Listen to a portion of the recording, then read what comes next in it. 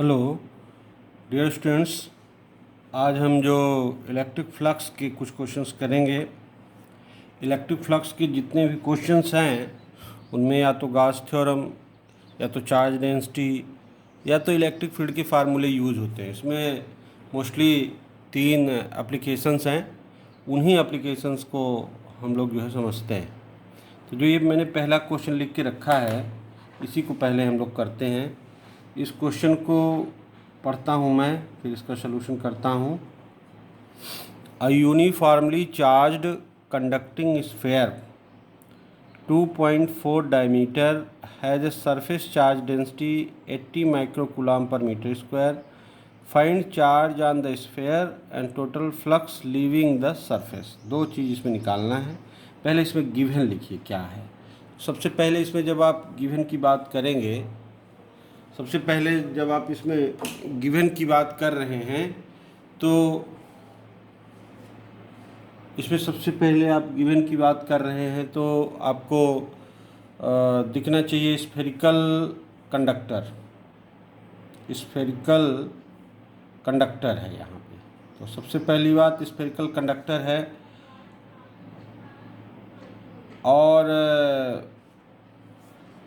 ये हालो है। ये कैसे पता चला कि ये हालो है? इसकी चार्ज डेंसिटी से पता चला। यहाँ जो डायमीटर दिया है, दिस डायमीटर इज़ 2.4 मीटर, तो इसका रेडियस हो जाएगा 1.2 मीटर। और इन्होंने जो सरफेस चार्ज डेंसिटी है ये दिया है 80 माइक्रोकूलाम पर मीटर स्क्वायर। ये यूनिट से पता चल गया, इस यूनिट से पता चल गया कि ये सरफेस चार्ज डेंसिटी किसकी है। ये यूनिट से पता चल गया कि सरफेस चार्ज डेंसिटी जो है ये स्फेयर की है और ये हॉलो स्फेयर है, इसीलिए इसमें चार्ज पर मीटर स्क्वायर है, यानी कि वो पाने का फार्मूला है। इसको एसआई पे कर लो। जब एसआई पे करोगे तो माइक्रो कूलाम को किस पे करोगे? कूलाम पे करोगे। अब ये एसआई में हो गया। This is 1 micro coulomb equal to how much? 1 micro coulomb equal to 10⁻⁻6 coulomb. 1 micro coulomb equal to 10⁻⁻6 coulomb. अब आपको इसमें पूछ क्या रहा है कि कितना चार्ज है उसकी सरफेस पे, और दूसरा पूछ रहा है कितना फ्लक्स होगा उसकी सरफेस पे। इसका एक डायग्राम बनाना चाहिए आपको, दिमाग में स्केच बैठाना है। सबसे पहले यहाँ मैं एक चार्ज बनाता हूँ। ये आपका स्फेरिकल कंडक्टर है। इस स्फेरिकल कंडक्टर में हम इसका रेडियस बना देते हैं 1.2 मीटर। फिर हम इसकी जो चार्ज है वो चार्ज को दे देते हैं, ये चार्ज है। और इसकी जो चार्ज डेंसिटी है स्फेरिकल कंडक्टर की वो सिग्मा है। ये क्यों निकालना है, तो इसमें हम कौन सा फार्मूला लगाएंगे अब ये सोचना है। तो इसमें हमने आपको स्फेरिकल सेल का थर्ड एप्लीकेशन गॉस थ्योरम को बताया था, उसको आप नज़र रखिए। उसका क्या फार्मूला हमने बताया था कि स्फेयर पे कितना चार्ज है ये पूछ रहा है। तो ऑन द सरफेस वाला फार्मूला लगाइए। 3 फार्मूले निकाले थे। तो ऑन सरफेस का फार्मूला था इक्वल टू 1/4πε0 Q/r²। ये इलेक्ट्रिक फील्ड का फार्मूला है। फिर इससे आपको इलेक्ट्रिक फील्ड तो दिया नहीं है, इसलिए आप इससे नहीं निकाल पाओगे। तो किससे लगाओगे? सिग्मा इक्वल टू चार्ज अपान ए। ये सिग्मा क्या है? Sigma surface charge density, Q charge है, ए सरफेस एरिया है। तो यहाँ शेप क्या है? शेप है स्फेयर का। सरफेस एरिया क्या होगा? 4πr²। Okay, so you need to now write Q equal to sigma into 4πr²। ये फार्मूला हो गया। अब इस फार्मूले में आप वैल्यू रख दो, आंसर आ जाएगा। अगर मान लो इलेक्ट्रिक फील्ड पूछता कि इस सरफेस पे इलेक्ट्रिक फील्ड क्या है तो आप ये फार्मूला लगा देते। हालांकि चार्ज पूछा अभी, ए पोर्शन हम लोग कर रहे हैं, ये वाला पार्ट। तो इस पर हम लोग लगा दें Q equal to sigma 80 into 10⁻⁻6 4πr², 1.2 का स्क्वायर। इसको सॉल्व करना है। सॉल्व करेंगे 80 इंटू 4 इंटू 3.14 इंटू 1.44 इंटू 10⁻⁻6, और इसको सॉल्व करेंगे तो आपको आंसर आ जाएगा 12.56 इंटू 11.52 इंटू 10⁻⁻6। इसको आप सॉल्व कर लेंगे, बहुत ईजी है। अराउंड 13 है, अराउंड 12 है, या 132 1.32 इंटू 10⁻⁴ ऐसे कुछ आएगा।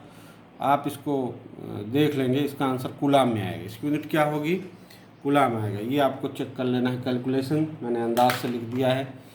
तो ये जो लास्ट का आपने देखा कि इसको जो निकालना है, ये इस फार्मूले से निकालना है, Q equal to sigma into 4πr²। दूसरा पार्ट क्या है? Total flux leaving the surface. Total flux leaving the surface का क्या फार्मूला लगाएंगे बताइए? Total flux leaving the surface का फार्मूला आप लगा सकते हैं फाई इक्वल टू Q/ε0। ये कहाँ से मिला आपको? This is a Gauss theorem. This is a Gauss theorem. Gauss theorem से हमको मिला।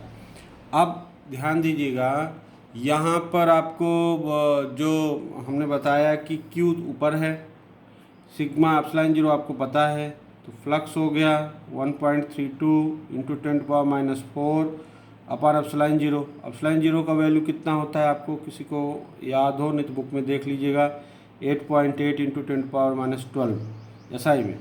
तो जब इसको ऊपर ले जाओगे तो 1.32 बाई 8.8 इंटू 10 ये ऊपर जाएगा, -12 है, +12 हो जाएगा, तो इसमें +8 बचेगा।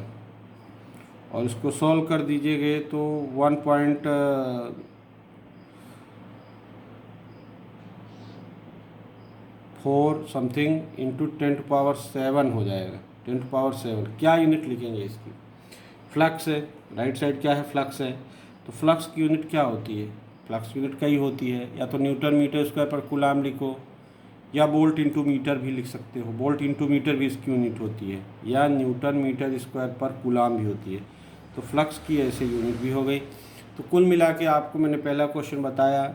इस क्वेश्चन में आपको देखिए क्वेश्चन पढ़ना था कि यूनिफॉर्मली चार्ज कंडक्टिंग स्फीयर की रेडियस दिया है, सरफेस चार्ज डेंसिटी दिया है, जिससे सिद्ध होता है कि स्फेरिकल सेल है। जब स्फेरिकल सेल है तो surface charge density sigma equal to Q by ये लगाएंगे, और इसके बाद ये डाटा रखेंगे। और नीचे लिखा टोटल फ्लक्स। टोटल फ्लक्स पूछ रहा है तो गॉस थ्योरम लगा दिया, क्योंकि Q हमारे पास है, ε0 कांस्टेंट है, तो आंसर आ गया। ये क्वेश्चन कंप्लीट हो गया। अब हम गॉस थ्योरम का ही एक दूसरा क्वेश्चन करते हैं। जो दूसरा क्वेश्चन हमारा गॉस थ्योरम का है उसको आपसे डिस्कस करता हूँ। दूसरा क्वेश्चन पढ़ता हूँ, देखिए क्या है। A conducting sphere of radius 10 centimetre has an unknown charge. If the electric field 20 centimeter from the sphere is this much and point radially inward, what is the net charge on the sphere? ये भी इसी का एक अगला part है, sphere का ही है, लेकिन जहाँ कंडक्टिंग स्फीयर ऑफ रेडियस बात कर दिया है। कंडक्टिंग स्फीयर अभी क्लियर नहीं हो रहा है कि ये सॉलिड है कि हालो है, इसमें इस क्वेश्चन से क्लियर नहीं है, लेकिन फिर भी हमारे सिलेबस में हालो है, इसलिए हम उसी को मान को कर रहे हैं। सॉलिड भी मानेंगे तो कोई अंतर नहीं पड़ेगा, सेम आंसर आएगा। ये देखिए, जैसे मान लीजिए स्फीयर है, स्फीयर के रेडियस को दिया है क्या? हाँ, नहीं दिया है, रेडियस नहीं दिया है, अननोन है ना। फिर इसमें दिया है ये सेंटर है, सेंटर से और बोल रहा है कि कोई पॉइंट P है जहाँ पर इलेक्ट्रिक फील्ड है 1.5 इंटू 10⁻³ न्यूटन पर कूलम, और यहाँ से यहाँ तक ये डिस्टेंस R है। What is net charge? अच्छा दिया है, रेडियस दिया है, ये रेडियस दिया है, R दिया है, this R equal to 10 centimetre, this R equal to 10 centimetre. If the electric field 20 centimetre service find radially inward. एक बात और क्या, यहाँ इलेक्ट्रिक फील्ड अंदर की ओर लग रहा है, इलेक्ट्रिक फील्ड अंदर की ओर लग रहा है। What is the net charge on the sphere? इसको कैसे लगाएंगे जरा देखिएगा।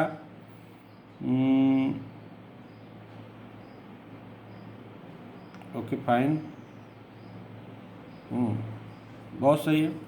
ये इस जगह पे इलेक्ट्रिक फील्ड इतना है, तो यहाँ पे भी वही इलेक्ट्रिक फील्ड है, तो इसके लिए फार्मूला आप लगाओगे इक्वल टू 1/4πε0 Q/r²। आर आपको दिया है। तो Q की वैल्यू पूछता है, तो Q equal to E into 4πε0 R square. ये फार्मूला आप लगाओगे, ये फार्मूला आप मॉडिफाई कर लिए। यहाँ पर आपको जो E है ESI में दिया है, R जो है 10 सेंटीमीटर है CGS में, और 4πε0 कांस्टेंट है। कैसे निकालो 4πε0 की value? 1/4πε0 equal to 9 into 10⁹ newton metre square पर कूलम स्क्वायर। तो 4πε0 को इधर कर दीजिए, this is equal to 1/9 into 10⁹। तो ये वैल्यू हो गई 4πε0। आर आपको पता है, रख दीजिए value. Q equal to E की वैल्यू रखिए आप 1.5 into 10⁻³ into 4πε0 1/9 into 10⁹ into R square. R यानी 0.1 का square.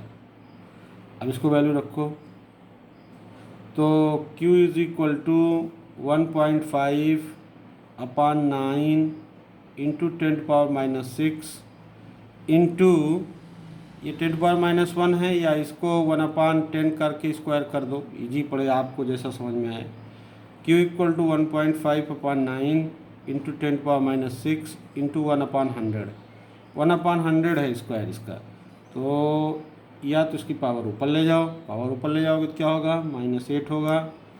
Q equal to 1.5/9 into 10⁻8 coulomb.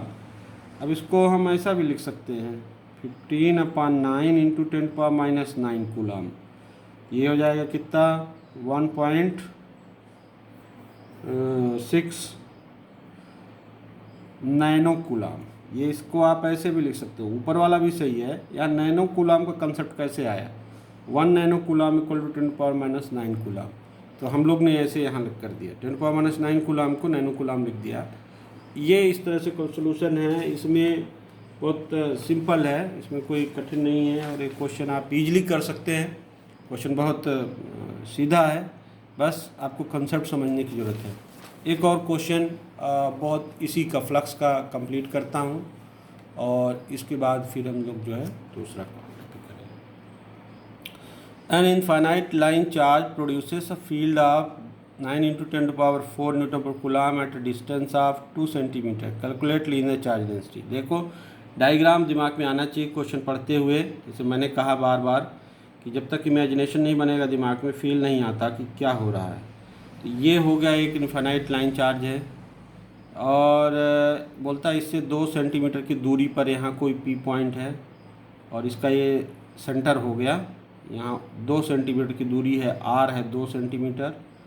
इस दूरी पर बोल रहा है कि लीनियर चार्ज डेंसिटी क्या है। इलेक्ट्रिक फील्ड भी दिया है, सॉरी, इस पर इलेक्ट्रिक फील्ड भी दिया है ऊपर 9 इंटू 10⁴ न्यूटन पर कूलम। इलेक्ट्रिक फील्ड दिया, आर दिया है, आपको लीनियर चार्ज डेंसिटी बोलना है।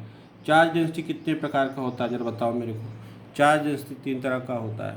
अगर लाइन वाला वायर है या लाइन शेप है तो लीनियर चार्ज डेंसिटी Q/L। अगर एरिया वाला कोई प्लेट है तो linear surface charge density Q/area। और अगर कोई वॉल्यूम वाली बॉडी है जैसे स्फेयर है, इस तरह में आप जो है तो चार्ज दोगे, तब इसमें सरफेस चार्ज डेंसिटी मतलब सरफेस चार्ज नहीं बोलते इसको बोलते वॉल्यूम चार्ज डेंसिटी Q/V। लेकिन स्फेयर में 2 तरह होता है, एक होता है हॉलो स्फेयर, एक होता है सॉलिड स्फेयर। तो जो हॉलो स्फेयर होता है इसमें सरफेस चार्ज डेंसिटी लगेगी क्योंकि अंदर चार्ज नहीं जाते, और सॉलिड में पूरा लगेगा, इसमें वॉल्यूम चार्ज डेंसिटी। चलो इसको लगाते हैं, इस क्वेश्चन को करते हैं, यहाँ पे आते हैं। तो ये पहला वाला एप्लीकेशन है गॉस थ्योरम का। इसमें हमने आपको फार्मूला बताया था E = λ/2πε0r। Lambda is surface charge density. सीधा सीधा क्वेश्चन है, बस आपको याद रखना है, प्रैक्टिस कराने के लिए था। E की वैल्यू आप ले लो 9 इंटू 10⁴, 2 पाई की वैल्यू आपको पता, ε0 आपको पता है 8.8 इंटू 10⁻12, और R की वैल्यू आपको दिया है ऊपर 2 सेंटीमीटर है, इसको मीटर पे कर दो 10⁻²। ईजिली सॉल्व कर लो। तो ये हो गया 9 इंटू 2, सीधे इसको 6.28 लिख दो, इन दोनों को मल्टीप्लाई करके, इंटू 8.8 इंटू 2 इंटू जितनी पावर है सबको एक साथ करो। ये हो गया -14 और ये +4, तो बचा 10⁻10। सरफेस चार्ज डेंसिटी है इधर लैम्डा, तो क्या यूनिट लिखोगे? कूलाम पर मीटर। फिर इसको सॉल्व करो, है ना। तो ये हो गया 9 इंटू 6.3, राउंड अप करो, और ये लिख दो 18, राउंड अप करो, क्योंकि अभी हमारे पास कोई चारा नहीं है। जब स्पीड आपको बढ़ाना है, आंसर के नज़दीक जाना है, तो राउंड अप के अलावा कोई चारा आपको बचता नहीं। इसको करो, इसको 6 ले लो राउंड अप में, क्योंकि हमें आंसर के नज़दीक पहुंचना है। इसको बोलते हैं अप्रॉक्सीमेट मेथड। जब आपको आंसर के नज़दीक पहुंचना है तो आप उसके नियरेस्ट डेसिमल को रिड्यूस करो, राउंड ऑफ करो। अब देखो यहाँ पर ये 54 इंटू 1.8 इंटू 10 इंटू 10⁻⁻10, ये सब जल्दी दौड़ने के रास्ते हैं, तभी आप दौड़ पाओगे, जल्दी से आंसर के नज़दीक पहुंच पाओगे। नहीं तो आंसर के नज़दीक पहुंचने में बहुत प्रॉब्लम जाएगी। अब देखो ये कैसे हो गया, 1.08 इंटू 10⁻2 इंटू 10⁻⁻9, और इसको आपने सॉल्व किया तो 1.08 इंटू 10⁻⁻7 कूलाम पर मीटर, ये आ गया इसका आंसर। अभी इसको और भी कई फॉर्म में बदल सकते हो, लेकिन हम लोग ने इसको इसी फॉर्म में बदल के रख दिया। आज हमने 3 क्वेश्चंस किए, तीनों क्वेश्चन गाउस थ्योरम के हैं। गाउस थ्योरम के तीनों एप्लीकेशन में से क्वेश्चंस हैं, और इस तरह से हमारा जो इलेक्ट्रोस्टैटिक का जो पहला पार्ट है कंप्लीट हुआ। इसमें बहुत से न्यूमेरिकल्स हैं, हमने तो सिर्फ आज 3 और कल 2 किए थे, लेकिन आपको और बहुत से करने हैं। न्यूमेरिकल की क्लास बाद में और से हम डिवीज़न फिट करेंगे। अभी हम नेक्स्ट कल से इलेक्ट्रिक पोटेंशियल शुरू करेंगे। तो आप लोग जिनका ये चैप्टर कंप्लीट हो गया है, वो एक बार अच्छी तरह से जो मैंने नोट्स भेजे हैं, उन नोट्स को मिला के एक नया नोट्स बना के अपनी एक नया कंसेप्ट बना लो, अपना एक नोट बना लो। और जिनका अभी तक पूरा नहीं हुआ है, थोड़ा जल्दी करें, थोड़ा घर में पढ़िए, क्योंकि बैठे बैठे कितना सोएंगे, कितना टीवी देखेंगे, कुछ काम करिए। और क्लास 12th है, अब सिचुएशन तो ऐसा है कि क्लास लग नहीं पाएगी, और क्या पता कि जुलाई के बाद लगेगी। क्या आपको लगता है कि लॉकडाउन इतना जल्दी ख़त्म होगा? नहीं, ऐसा नहीं। जो सिचुएशन प्रेजेंट में है उसी के हिसाब से हमें वर्कआउट करना है। तो ऐसा लगता है कि आपको ये चीज़ का इंतज़ार ना करें कि सब सिचुएशन सही हो जाए तब हम काम करें। जिस समय जो सिचुएशन है उस समय वो काम करें, टेक्नोलॉजी का यूज़ करें, ऑनलाइन चीज़ों को डाउनलोड करें, मटेरियल मंगाएं, ऑनलाइन बुक्स मंगाएं और पढ़ाई को शुरू करें। Thank you, have a nice day.